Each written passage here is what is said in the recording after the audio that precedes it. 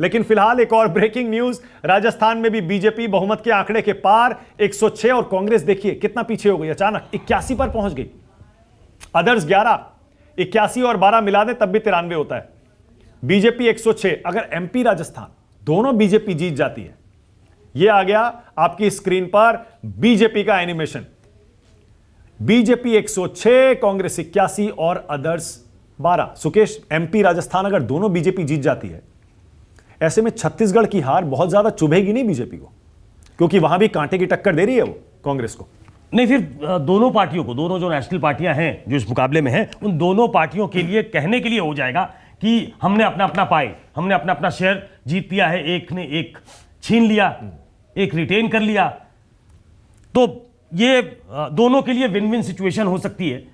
दोनों अपने अपने हिसाब से, राखी राठौर और साधना भारती, दोनों के लिए कहने के लिए हो जाएगा। वो कम से कम तर्कपूर्ण तरीके से अपनी बात रख सकते हैं। लेकिन तरफा गया फिर दिक्कत होगी। पर ये छत्तीसगढ़ देखिए संजीव, यहां छत्तीसगढ़ में संजीव कांग्रेस पार्टी 49 पर है तो बीजेपी 40 पर है। यहां जो लोग कह रहे थे कि छत्तीसगढ़ में भूपेश बघेल के सामने कोई टक्कर में नहीं है और बहुत आसानी से वो 50, 55, 60 सीटें जीतकर सरकार बना लेंगे, बीजेपी तो वहां पर ऐसा लग रहा है पसीने छुड़ा रही है उनके। बिल्कुल, देखिए आखिर के दिनों में जिस तरह से महादेव ऐप और दूसरी कई बातें सामने आई थी, उसका असर भी जो प्रॉस्पेक्ट्स हैं कांग्रेस की उस पर पड़ता दिखाई पड़ता है।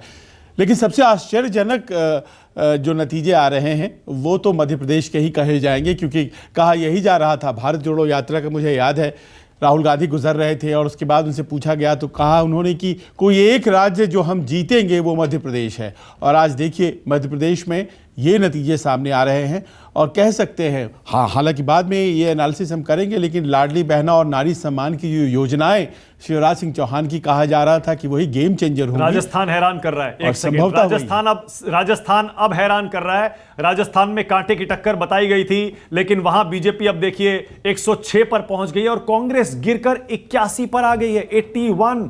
अदर्स का आंकड़ा बढ़ता जा रहा है, इंडिपेंडेंट्स हैं उसमें और छोटी पार्टियां हैं। राजस्थान में बीएसपी का आंकड़ा देखना पड़ेगा, क्योंकि जैसा सुकेश बता रहे थे, बीएसपी के नेता पहले ही कह चुके हैं कि हम रूलिंग पार्टी के साथ जाएंगे, जो पार्टी सरकार बनाएगी हम उसके साथ जाएंगे। यानी बीजेपी 106 का आंकड़ा ऐसा लगता है यहां नहीं रुकेगी।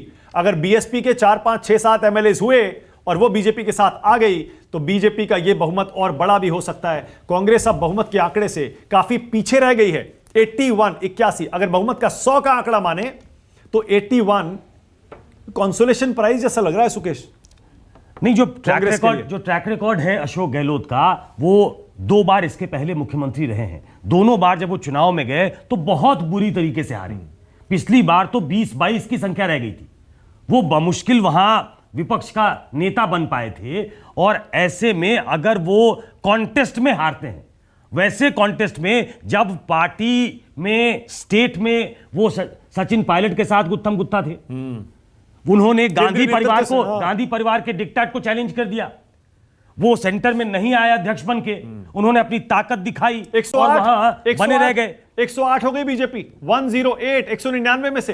कहीं ऐसा तो नहीं कि सारे एग्जिट पोल, ओपिनियन पोल गलत होने जा रहे हैं। राजस्थान में भी राखी राठौर की मुस्कान देखिए बड़ी होती जा रही है और साधना भारती का चेहरा मायूस होता जा रहा है, क्योंकि मध्य प्रदेश और राजस्थान तो बड़े राज्य हैं, बहुत इंपॉर्टेंट स्टेट्स हैं। अगर एमपी के बाद राजस्थान भी बीजेपी बड़े बहुमत से जीत लेती है तो फिर इसका मतलब कुछ और होगा।